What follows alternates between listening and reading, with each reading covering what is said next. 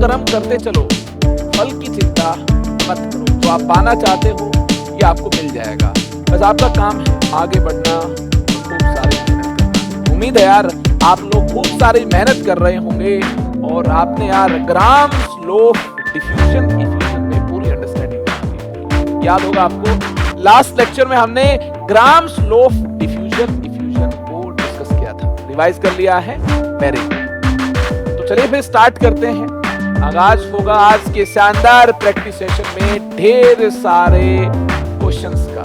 आप जानेंगे grams law से रिलेटेड कितने टाइप के क्वेश्चन यार बन सकते हैं। तो आप सभी का एक बार फिर से हार्दिक स्वागत है, अभिनंदन है इस प्यारे से सेशन में। आगे चलने से पहले लास्ट सेशन का एक छोटा सा रिकैप आपको देना चाहूंगा। याद होगा आपको, रेट्स को कंपेयर करना हो तो जनरल रिजल्ट क्या है, R1 by R2 is equal to P1 by P2 into under root M2 by M1। M2 के साथ टेम्परेचर T2 मिल रहा होगा, M1 के साथ टेम्परेचर T1 मिल रहा होगा। अगर टेम्परेचर डिफरेंट है तो T2 T1 इस प्रकार से मिल रहे होंगे। क्या इसमें आपको कोई डाउट है? नहीं है तो आगे देखिए। अगर आपको इसमें कोई डाउट नहीं है तो आगे देखिए। पार्शियली डिसोसिएटेड सब्सटेंस के केस में एम एवरेज का एक शानदार तरीका हम लास्ट सेशन में देख चुके हैं। क्या डिसोसिएशन के केस में जो प्योर सब्सटेंस का मोलर मास होगा divided by 1 minus alpha plus n alpha. याद आ गया आपको? इस प्रकार से एम एवरेज और एम मिक्सचर को इंडिकेट कर पाएंगे इन केस ऑफ डिसोसिएशन। ये हम डिसोसिएशन के केस में अप्लाई कर रहे होंगे। In case of association M average और M mixture M by 1 minus beta plus beta by N. Association के केस में हम यार इसको अप्लाई कर रहे होंगे। ये क्लियर है? इसके अलावा हमने सक्सेसिव डिफ्यूजन की भी बात कर ली है। याद है आपको? R1 by R2 अगर हम स्टेप नंबर n की बात कर रहे हो, स्टेप n की बात कर रहे हो तो क्या मिलेगा? देखिए यहां हमें मिल रहा होगा N1 by N2 into M2 by M1 raise to power 1 by 2 into n। ये मिल रहा होगा। मामला क्लियर हुआ? इस प्रकार से हमने ढेर सारे रिजल्ट्स को जान लिया। अब बारी है यार इस शानदार प्रैक्टिस सेशन में इस कॉन्सेप्ट से रिलेटेड कितने टाइप के क्वेश्चन यार एग्जाम में आ चुके हैं। जेई और नीट जैसे बड़े एग्जाम में आ चुके हैं। एग्जाम का फ्लेवर क्या है, किस प्रकार के क्वेश्चंस एग्जाम में आ सकते हैं, ये तमाम बातें आपसे होंगी। देखिए क्वेश्चन नंबर 1 आपके सामने, देखते ही आप बता देंगे इसका आंसर क्या होगा। RA by RB क्या होगा? RA by RB, गैस ए और गैस बी का प्रेशर आपको दिया गया है PA PB, ठीक है, into under root MB by MA। ये इसका आंसर होगा। देख लीजिए कौन से ऑप्शन में ऐसा दिया गया है। मुझे लगता है सी ऑप्शन में ऐसा दिया गया है, PA by PB into under root MB by M1। इस पूरे का देखिए अंडर रूट है पावर 1 by 2। ये आंसर होगा। चले आगे। यार जेई एडवांस्ड में आ चुका है इतना आसान। जी हाँ, आगे देखिए, ध्यान से देखिए। इसके बाद यार हम आगे चल रहे होंगे। आगे बात होगी शानदार क्वेश्चन की जो कि जेई मेंस में आ चुका है 2012 में। A certain gas takes 3 times as long to diffuse out as helium. Its molecular mass is। देखिए R gas by R helium is equal to, अगर यहां देखना rate of diffusion of helium यहां denominator में है तो molar mass of helium root के अंदर यहां ऊपर मिल रहा होगा, डिवाइडेड बाय यहां देखना rate of diffusion of unknown gas अगर यार ऊपर है तो रूट के अंदर मोलर मास ऑफ गैस कहां मिल रहा होगा? नीचे मिल रहा होगा। ये रेशियो क्या मिल रहा है? A certain gas takes 3 times as long to diffuse out as helium. मतलब ये जो रेशियो है ये 3/1 मिल रहा है। यहां देखिए हीलियम का मोलर मास आप पुट कर दो 4 है तो गैस का मोलर मास शानदार अंदाज में आप फाइंड कर पाएंगे। दोनों तरफ स्क्वेयरिंग करने पर क्या मिलेगा आपको? ये 9 मिलता हुआ नजर आएगा। 3 raised to power 9 है और 1/2 इंटू 2 पावर 1 हो जाएगी, मतलब 4/m गैस। यहां से m गैस मिल जाएगा, कितना मिल जाएगा? कुछ मिस्टेक हुई है क्या? क्या यहां पर कोई मिस्टेक हुई है? Certain gas takes 3 time as long to diffuse out as helium. मतलब यार ज्यादा टाइम ले रही है, रेट गैस की 3 गुना नहीं है। अब देखो मैंने देखा मोलर मास 4/9 तो हो नहीं सकता है, तो क्या मिस्टेक हुई है? यहां 3 नहीं आएगा, ज्यादा टाइम लिया है गैस ने, 3 गुना ज्यादा टाइम लिया गैस ने, मतलब गैस की रेट ऑफ डिफ्यूजन हीलियम की रेट ऑफ डिफ्यूजन से 3 गुना कम है। 1/3 पुट कर रहे होंगे, मतलब 1/9 मिलेगा यहां पर, और यहां देखिए 4/m गैस। दोनों तरफ स्क्वेयर करने पर, स्क्वेयरिंग बोथ द साइड्स, तो क्या मिलता है यहां से हमें देखना, ये मिलता है m gas is equal to 36। इसका आंसर यार ये होगा, यानी बी ऑप्शन हो जाएगा इसका राइट आंसर। क्या रेट 3 गुना हो गई है? नहीं, 1/3 टाइम्स हो गई है। 3 गुना से ज्यादा टाइम लग रहा है, मतलब रेट क्या है? कम है, 3 गुना रेट कम है, तो 1/3 ही तो होगा ये रेशियो, 1:3 तो होगा, बिल्कुल होगा। और देख लो, और शानदार क्वेश्चंस आपके सामने है। 1 mole of nitrogen at 0.8 atm takes 38 seconds to diffuse through pinhole, whereas 1 mole of unknown compound of xenon with the fluorine at 1.6 atm takes 57 seconds to diffuse through same pinhole. Calculate molecular formula of compound. Video को pause करें, try करके देखें क्या answer आपको यहां से मिल रहा होगा। मैं तो यार ये जानता हूं, प्रेशर अलग है तो रेट का रेशियो इस प्रकार से शानदार अंदाज में इंडिकेट किया जाएगा, RN2/R गैस। हाँ, कोई और गैस होगी जो कि जिनोन का कंपाउंड है, जिनोन का कंपाउंड है, हाँ जिनोन का कंपाउंड है, is equal to PN2/P gas, ठीक है, इनटू अंडररूट, यहां देखना rate of diffusion of N2 gas है, तो रूट के अंदर क्या होगा? मोलर मास ऑफ N2 यहां मिल रहा होगा 28, ठीक है। यहां देखना rate of diffusion of unknown gas है, इसका मोलर मास रूट के अंदर यहां मिल रहा होगा। कहानी क्लियर है? ये फॉर्मूला आप जानते हैं। और प्रेशर N2 गैस का 0.8 दिया है, इसका प्रेशर कितना दिया, गैस का प्रेशर कितना दिया है? N2 गैस का प्रेशर 0.8 है।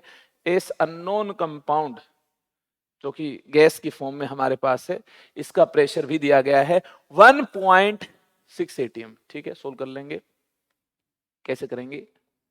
यहां एक और फॉर्मूला यूज करना होगा, number of moles of N2 gas diffused bye time taken, कितना टाइम लगा है? 38। Number of moles of unknown gas 1 है, 1 मोल इसका भी डिफ्यूज हुआ है, bye time taken 57 second time लगा है, तो यहां से क्या मिल रहा होगा? 57/38 is equal to 1/2 into under root m gas by 28. 19 3 जा 57, 19 2 जा 38, 2 से 2 कैंसिल हो गया। दोनों तरफ अगर हम यार स्क्वेयर करेंगे तो क्या मिलता है इससे? दोनों तरफ अगर हम स्क्वेयरिंग करते हैं तो इससे क्या मिलता है? या 9 मिलता है, m गैस बाय 28, ये तो मिल रहा होगा। आई होप आपने भी यार यही कैलकुलेशन की होगी। क्या आपकी कैलकुलेशन भी यही बन पाई है? तो चलिए फिर मोलर मास ऑफ गैस को इंडिकेट किया जाए। 9 2 जा 18, 18 प्लस 7, 18 प्लस 7 25, तो 252 इसका हो जाएगा राइट आंसर।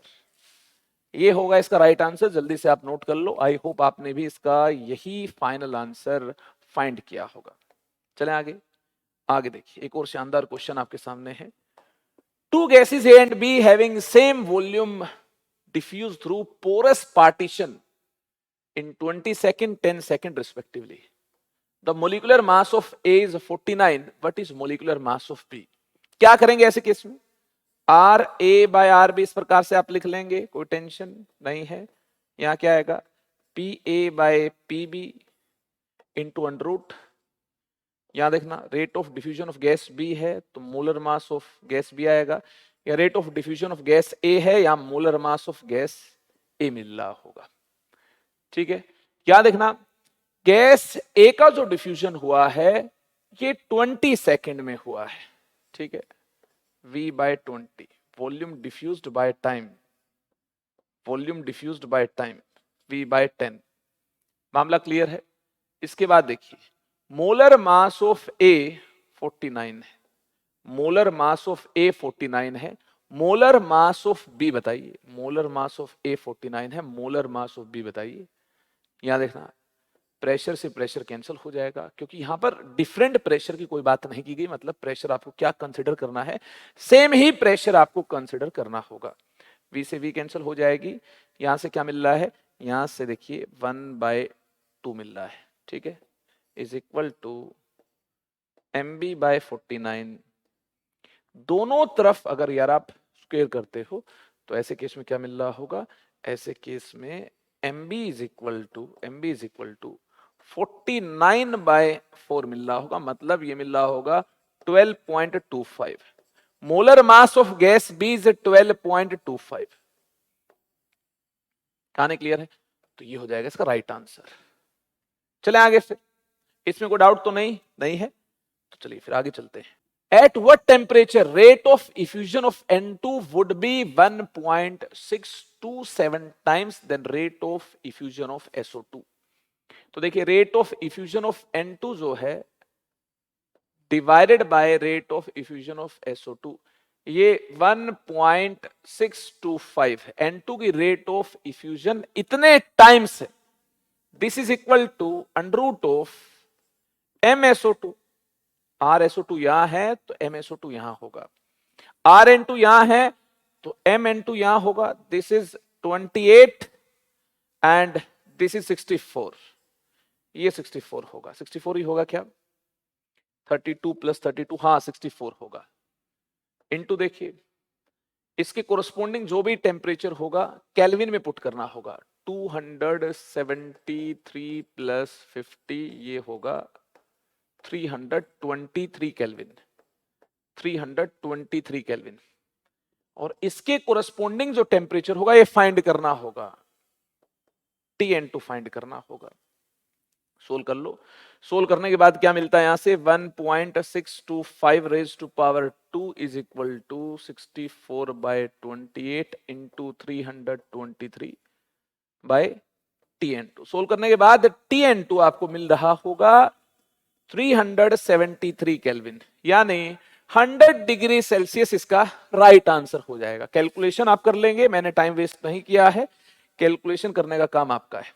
अब आगे देखिए, इसे देख लो, 50 ml of hydrogen diffuses out, 50 ml of hydrogen diffuses out through a small hole, छोटे से छेद से 50 ml हाइड्रोजन मिल रही होगी इन 20 मिनट्स, 20 मिनट में।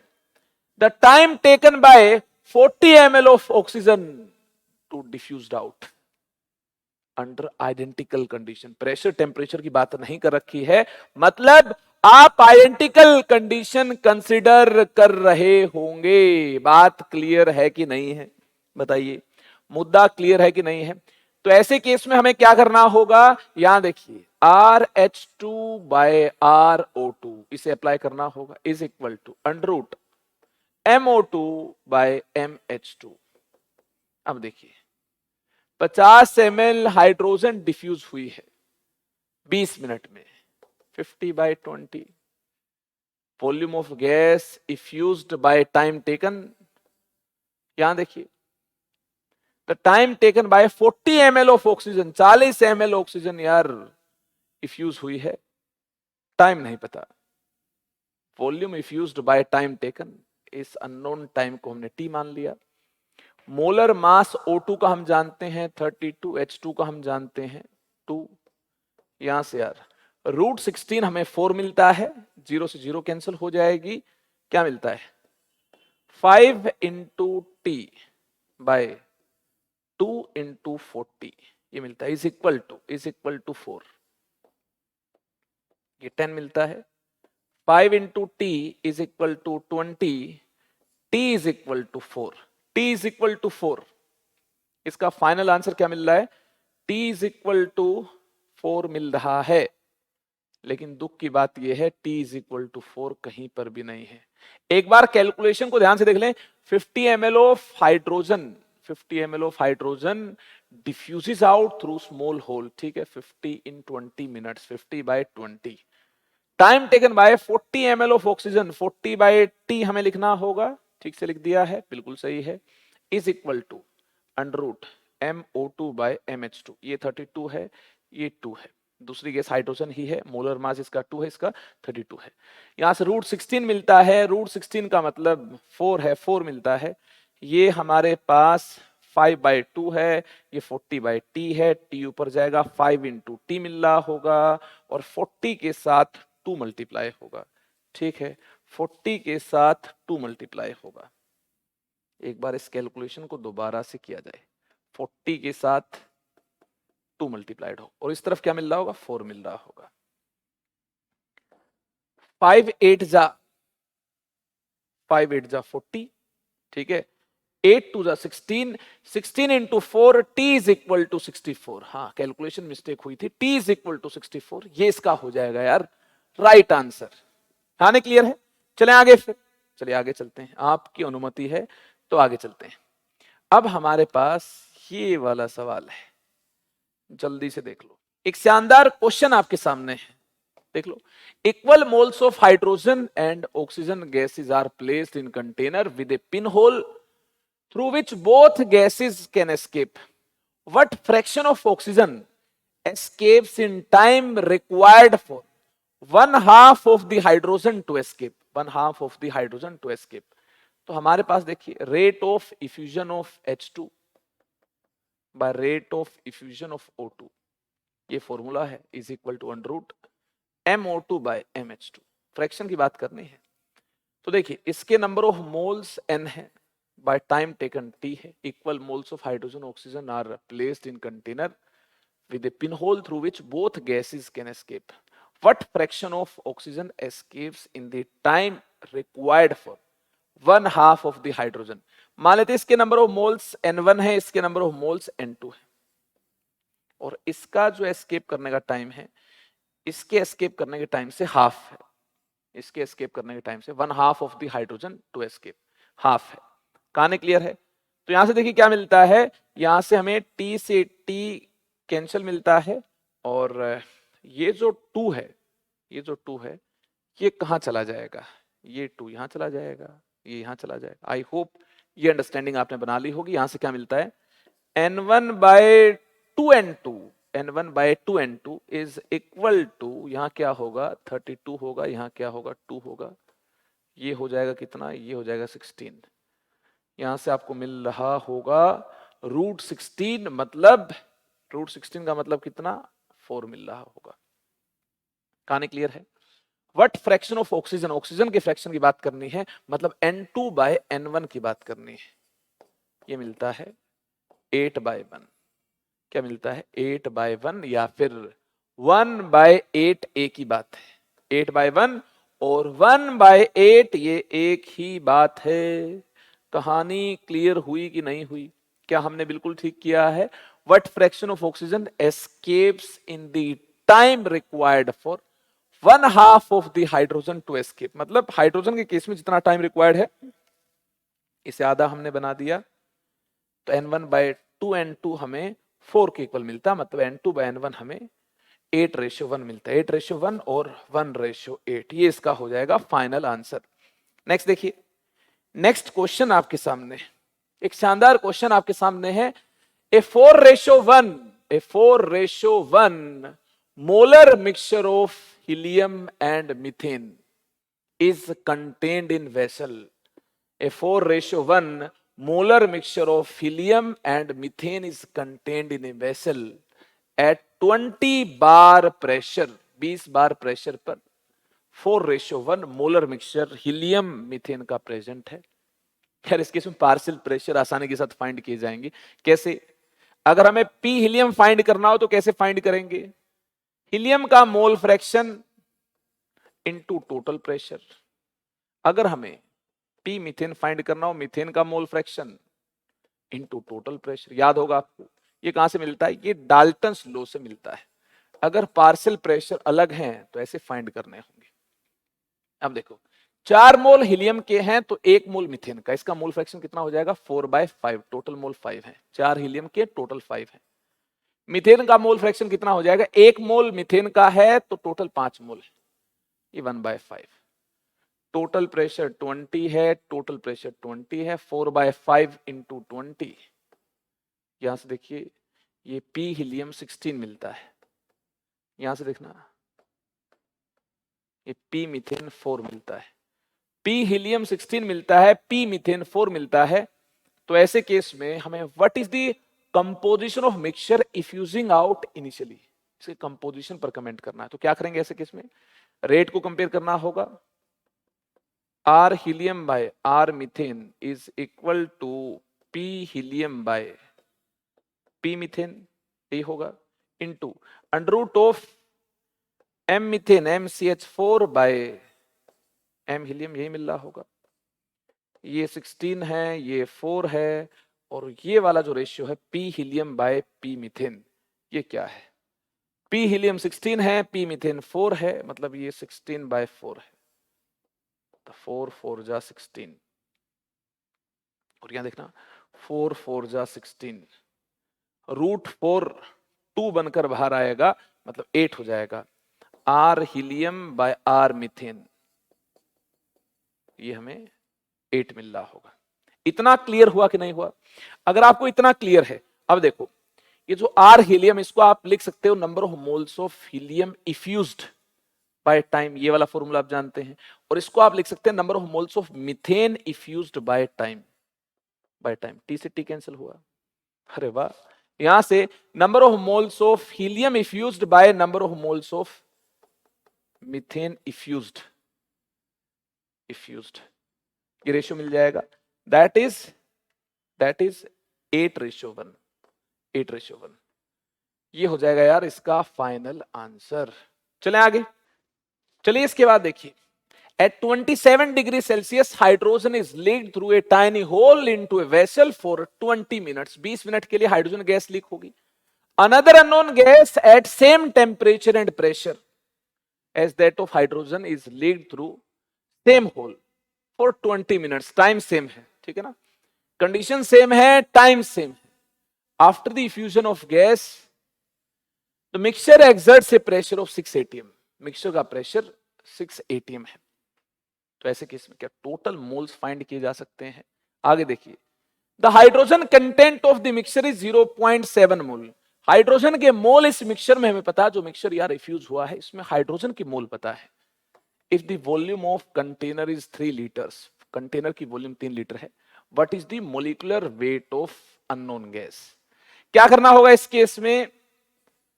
R hydrogen by r gas, इसे अप्लाई करना। R hydrogen by r gas यानी आइडेंटिकल कंडीशन है, तो under root of m gas by m hydrogen.